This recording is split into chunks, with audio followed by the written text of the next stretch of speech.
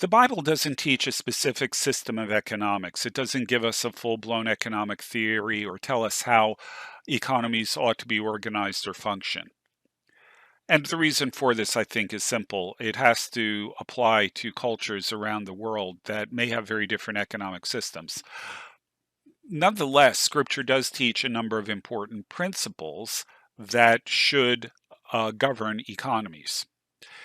And two of the most important of these are the value of work and the idea of property rights. And both of these historically are going to combine with a few other ideas to lead us in Western Europe toward free market economics, or as the communists like to call it, capitalism.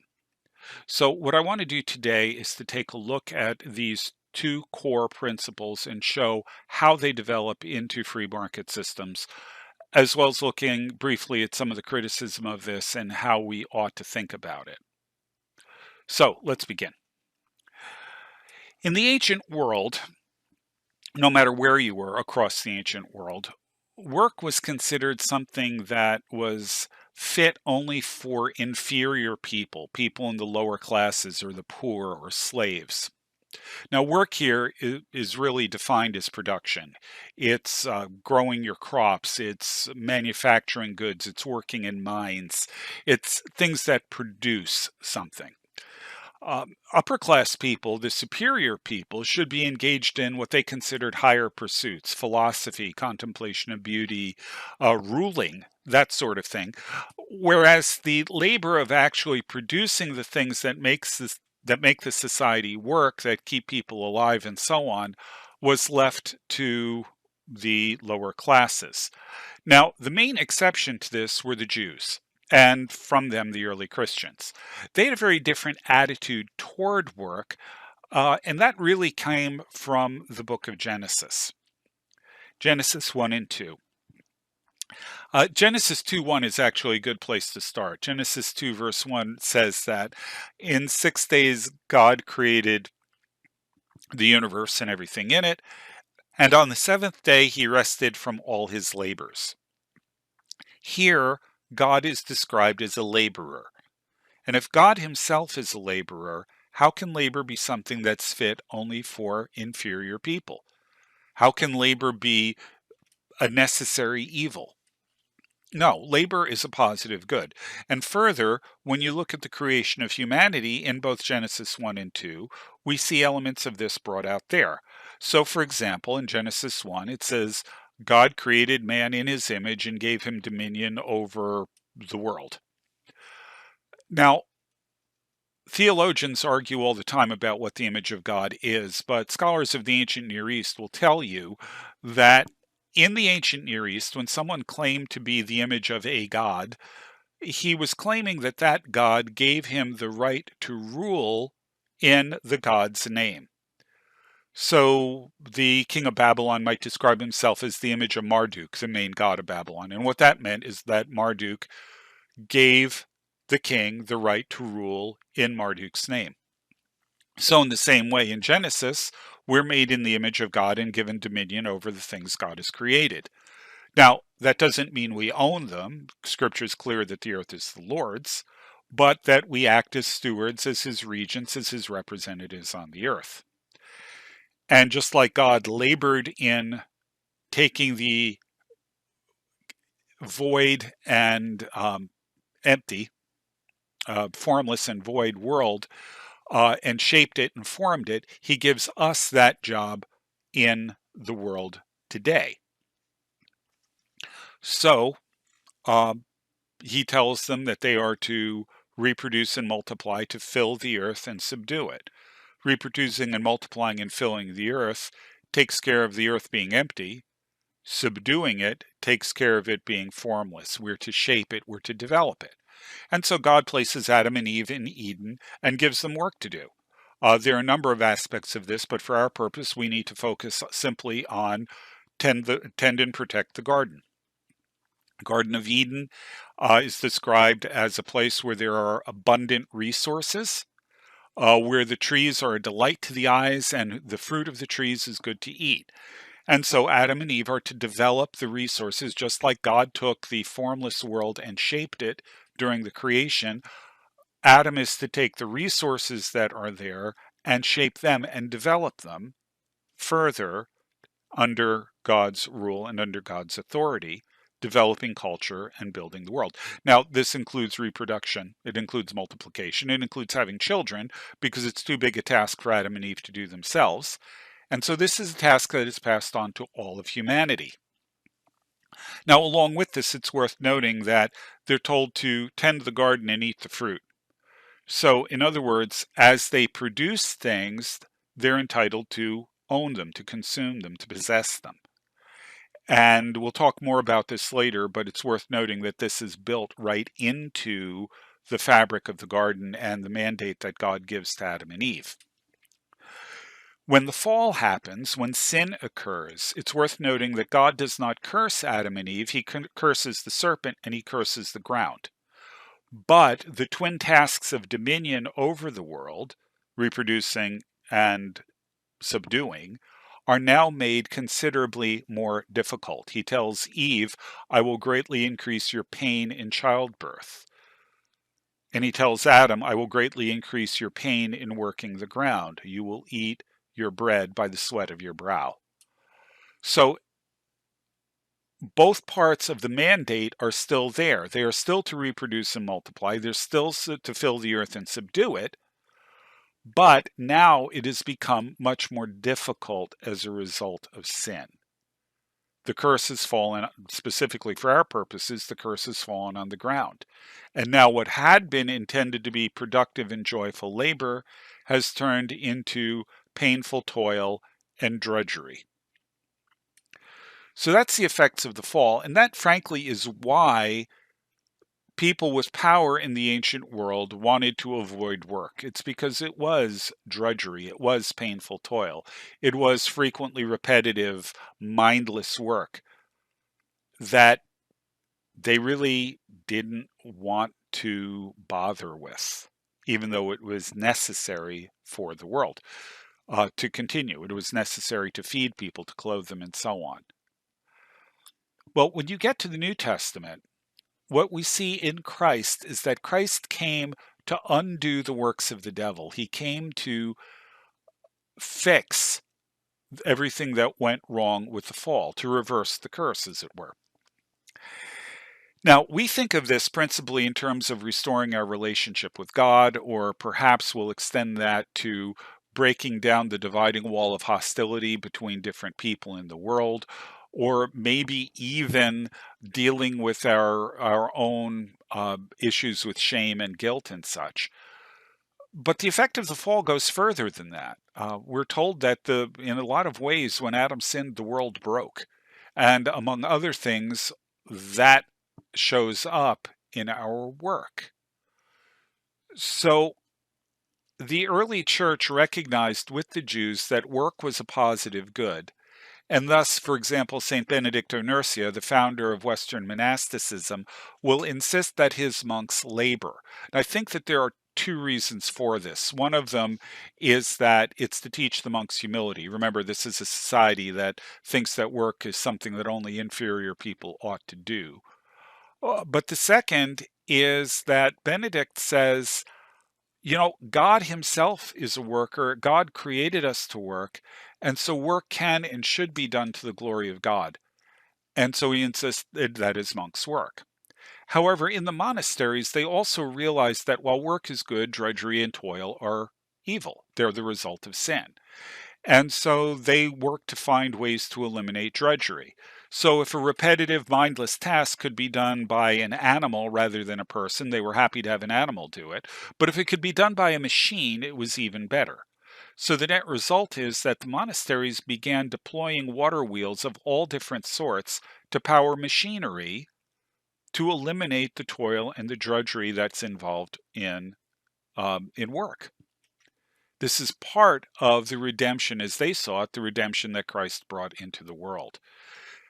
So we see in Ireland in the 6th or 7th century, I guess, they're starting to put up water wheels By the 9th or 10th century, there are literally hundreds of them across England.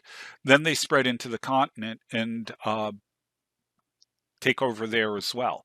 They started monasteries, and then they spread from the monasteries to secular businesses. The water wheels are used initially for grinding grain, but they're quickly adapted to a variety of other functions, such as sawing lumber or operating bellows in forges that are going to be smelting iron out of ore, or operating trip hammers in smithies. Um, Fulling cloth, it's one of the steps in producing woolen cloth, paper mills, and so on. Water wheels are used for all of these kinds of things. And in the Netherlands, where they didn't have a lot of running water, they used windmills the same way.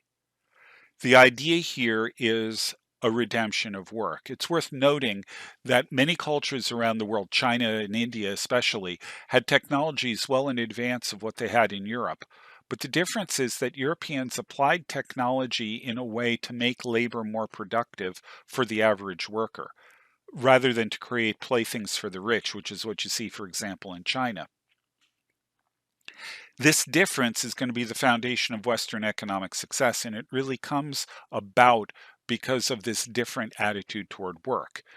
Now, along with eliminating drudgery in work, we also see the early development of capitalism in monasteries. Capitalism, in this case, I'm defining as the reinvestment of profit to increase production. The medieval monasteries began rapidly producing surpluses. And while they would give some to the poor, there was still some that was left over. And as a result, they would sell this. But because they had vows of poverty, there were limited things that they could do with the money they got from selling their surplus. And so they reinvested it to improve their land or to increase production. And so you see the monasteries, ironically enough, getting wealthier and wealthier because of their attitude that if production is good, increased production is better. And so you see this great expansion of production in these monasteries, as well as this idea of the reinvestment of resources. Now, when you get to the early modern period, a number of things change. First of all, during the Middle Ages, poverty was actually considered virtuous. And this is based on things that Jesus said. He says, in Luke, uh, blessed are the poor, but woe to the rich. He says, it is easier for a camel to go through the eye of a needle than a rich man to enter the kingdom of heaven. And so on. There are a number of passages like this in the New Testament. And so the idea emerged that wealth is a dangerous thing. It is spiritually dangerous. And it is actually spiritually to your benefit to be poor. The person who is poor has to be humble because he's relying on other people to supply his needs. He's living by faith. He's providing an opportunity for charity to his neighbor. All of these things are good and virtuous. Uh, but by the late 15th century, attitudes were really changing. They started thinking more along the lines of, if you can work, you should work. If you are healthy and can work, you really need to be working. And if you refuse to, if you're going to try to live by begging, well, you're not welcome. And there will be laws passed, and so called sturdy beggars will be driven out of towns. If you're poor through no fault of your own, if you're an orphan or a widow or crippled or elderly or whatever, the town will take care of you. But if you are capable of working and you refuse to, you are not welcome. And then from there, this moves into the Reformation period where the idea emerges of work as vocation. Now, again, in the Middle Ages, in the Roman Catholic world, if you talked about having a vocation, it meant that God was calling you into the clergy. It meant you were called to be a priest or a monk or a nun or something. The word vocation comes from the Latin vocare, meaning to call, and it's a call by God to do sacred work. Well, with the Protestant Reformation, increasingly there was the sense that all work could be done to the glory of God. all work was sacred. As long as it wasn't immoral or illegal, all of it could be a sacred calling from God. Thus, a cobbler who is making shoes, who makes excellent shoes, does this out of love for his neighbor so that his neighbor can have warm and dry feet in the winter. And if he is working as unto God, not unto men, as Paul tells us to do, this is no less a sacred work than the pastor and the pastor's work is. And so this idea emerges that our work is, whatever it is, it's sacred service to God. And this is the root of something that becomes known as the Protestant work ethic and the source of the prosperity of the Northern European Protestant countries. The sociologist Max Weber noticed this in the early 1900s and actually coined the term Protestant work ethic. He had the wrong explanation for it, but the observation was at least correct. The proper understanding of where it comes from is this idea of work as vocation, and therefore as a sacred calling before God. So that's work. Let's move quickly to property rights. Property rights are built into the Old Testament. As we saw, it has its foundation in the Garden of Eden. Tend the trees, eat the fruit. But it shows up in the Ten Commandments. The commandment against stealing implicitly endorses property rights. The insistence on laws for land ownership, the reversion of land to the families, that by itself shows that property is unalienable. It also, the laws against moving boundary markers, the judgment on Ahab for stealing Naboth's vineyard, all of these things point to the central importance of property and land to God in the Old Testament. We even see this, and this is one of these things that's frequently misunderstood. We frequently see this, we see this also in the church in Jerusalem. Where it says that the church in Jerusalem had all things in common.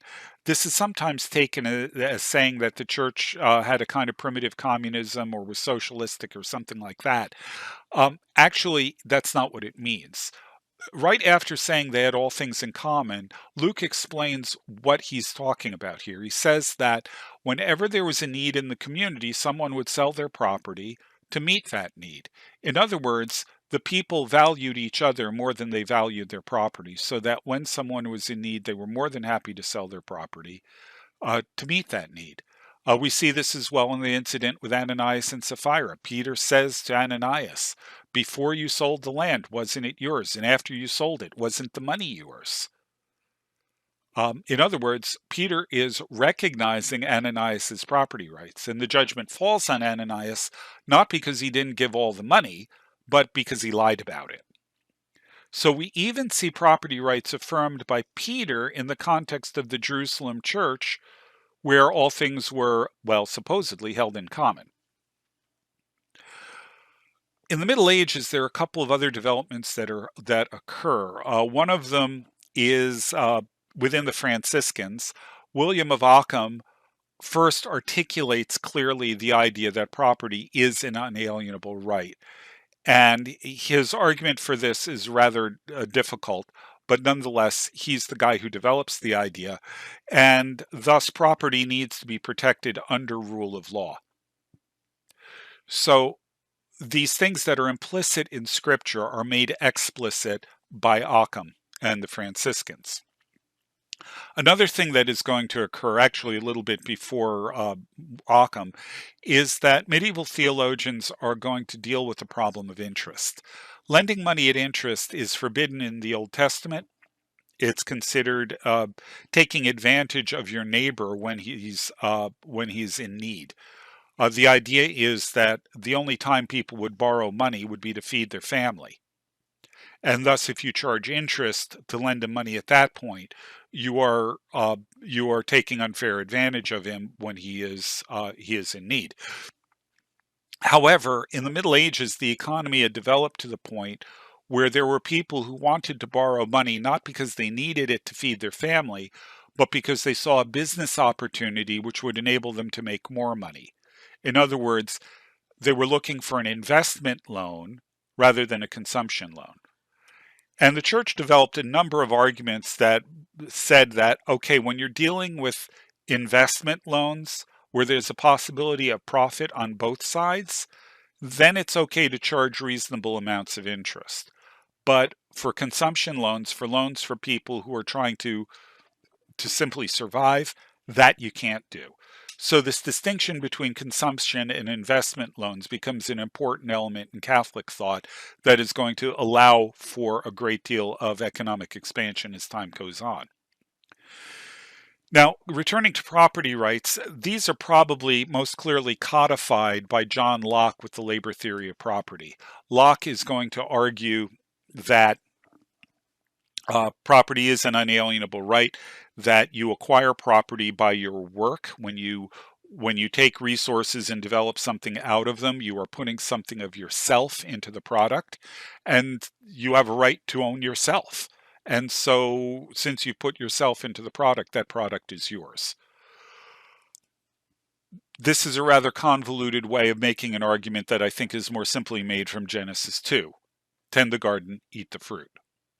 But nonetheless, Locke is going to be the one who is going to really push this theory of property rights into the fore in economic thought. From there, we move to this gentleman, that's Adam Smith, who wrote the book The Wealth of Nations in 1776. He is going to argue on the basis of all of these things, on the basis of the goodness of labor, on the basis of the goodness of reinvesting profits, the goodness of production, the goodness of increased production, your right to property, which means your right to dispose of your property as you will. He's going to argue from all of this for free market capitalism, which I would define as the free exchange of goods with minimal governmental interference. He develops this site, and he says that this is the way that nations truly become wealthy. And he has a very elaborate explanation for why this is the case, and which personally I think makes a lot of sense. But he wrote this against the mercantilists who argued uh, that wealth came from exporting more than you imported, and therefore that you should set up barriers to imports and work to get free exports as much as possible. Um, Adam Smith says absolutely not, that governmental interference will actually decrease the wealth of the nation. Um, Against the physiocrats who are thinkers in France who argued that land was the basis of property, excuse me, land was the basis of a nation's wealth, he's going to argue against this as well.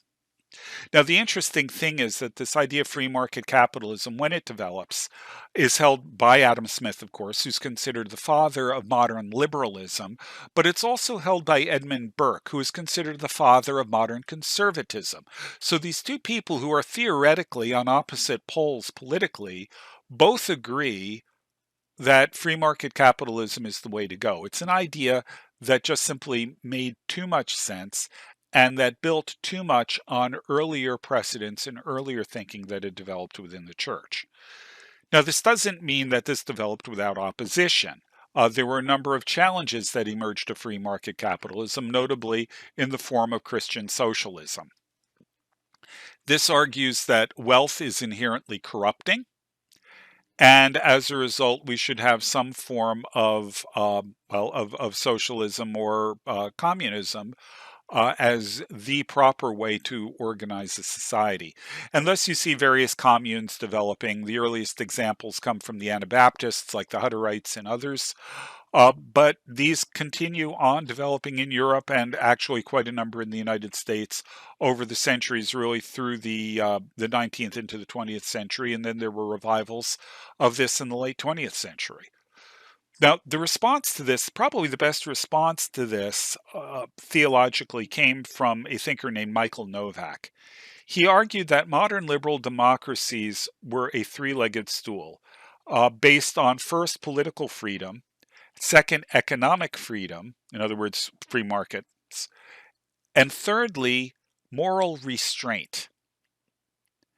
And moral restraint is one of these things that we don't usually talk about. But the problems that arise with capitalism always come about because people are not acting with any kind of moral restraint. They are letting greed take over. And this is what creates the kinds of real issues and problems you get with oligarchs, with people who just simply wield way too much power and influence because of their economic position. Um, no, what we need is in the system is moral restraint. That's the thing that allows it to work. That's the thing that allows it to function. If any of these three props fails, if you lose moral restraint, if you lose economic freedom, or if you lose political freedom, the stool is going to fall over. So that's probably the best brief summary I can give you of the development of economics within a Christian framework, where it leads, where the traps are, and what we need to do to protect it.